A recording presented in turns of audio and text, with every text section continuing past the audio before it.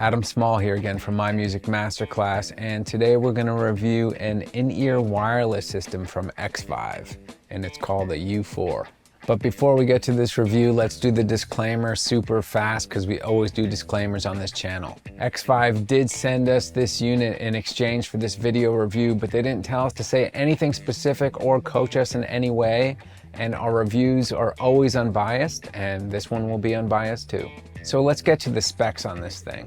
This is a 2.4 gigahertz in-ear wireless system, and it claims 5 milliseconds of latency. So we're going to test that out, but that's really low. The unit has up to 107 dB signal to noise ratio, so it should be pretty clean. The manual states that there's 5 hours of battery life on this, and both the receiver and transmitter are rechargeable. Xvive also states that we should have up to a 90-foot range with this unit, so we'll test that out later as well. The audio resolution is 2448 or 24-bit 48 kilohertz, however you want to say it. The frequency response on this thing is 20 hertz to 20 kilohertz, which is pretty broad. So let's see what's in this box.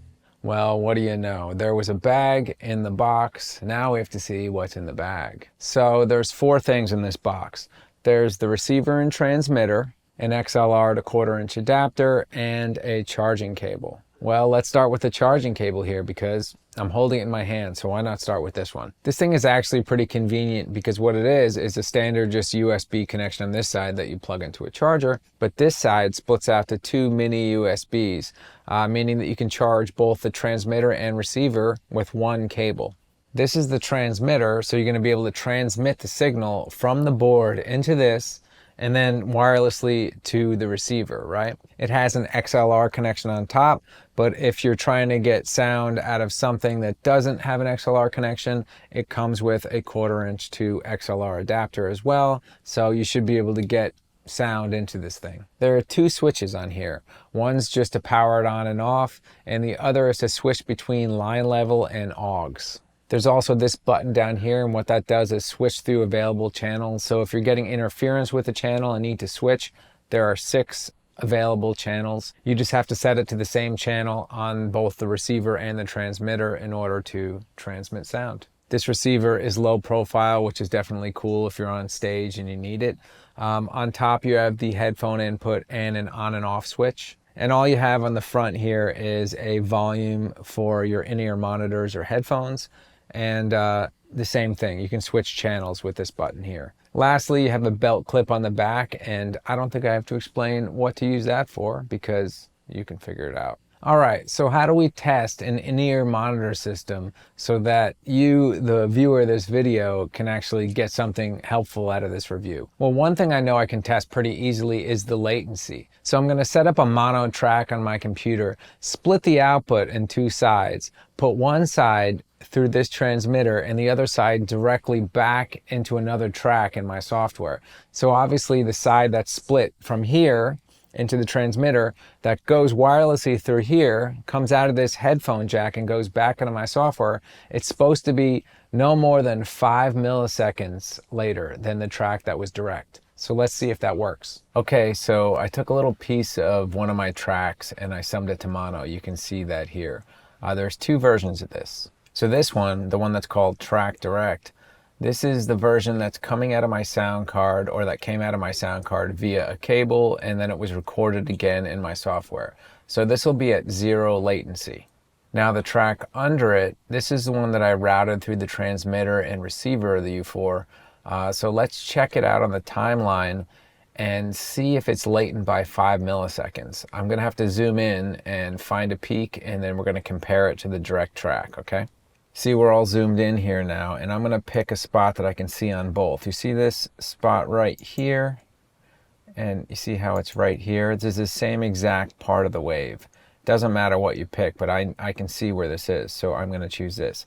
And if I look down here, it says 479 at the end. These are milliseconds.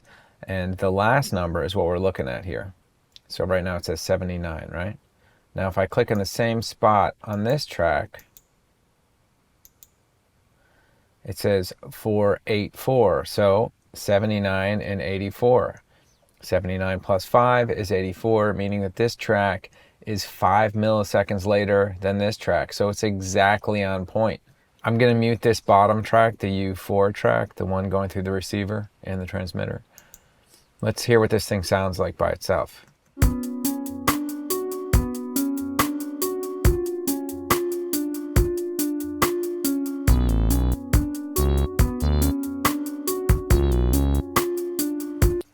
All right, you get the idea. Now, in order to show you how little latency 5 milliseconds really is, let's put both these together so you can hear what they sound like.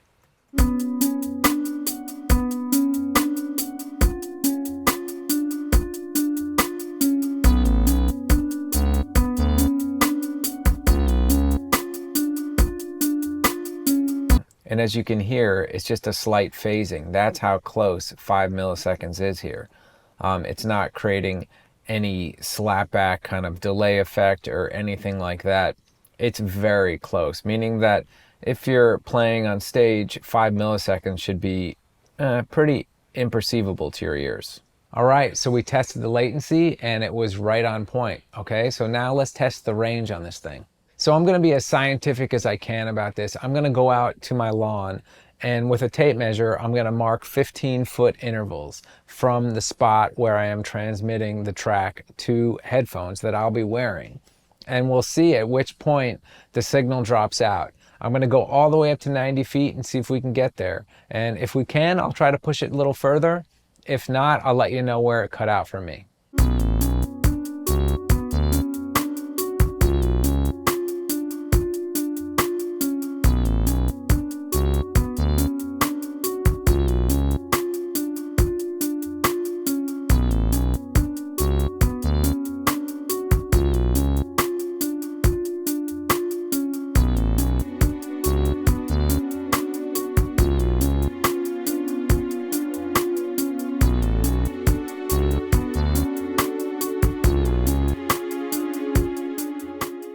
All right, I'm back inside and done with the tests, and I have a few things to add. The latency was totally as advertised, 5 milliseconds, which is definitely low enough for me if I'm on stage.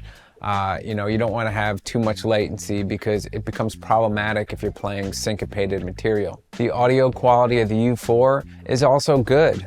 I mean, if you're pushing audio through the air wirelessly and only getting 5 milliseconds latency, of course you're gonna have to have some compression on that audio to make this work. That being said, the audio quality is still really good with this compression and definitely good enough while you're on stage in order to listen to drums, bass, guitar, or whatever you're putting into it. I could hear all the frequency range in there. The only thing I'll add here is that you can see, and I showed you that there's an XLR connector here, or you can go in the 1/4-inch adapter if you're going into your sound card or a mixing board. But if you plug this thing directly next to something else, it could cause interference. You just never know when you're going to get interference. Sometimes you'll plug into a board and there'll be something a little weird about the circuit that it's on, or just that it's next to another device that is interfering with a wireless unit. So what I would say is just get a small XLR cable, like a few feet, and just put one end on this and the other end in your output, and that would remedy it by taking this thing a little further away from the situation.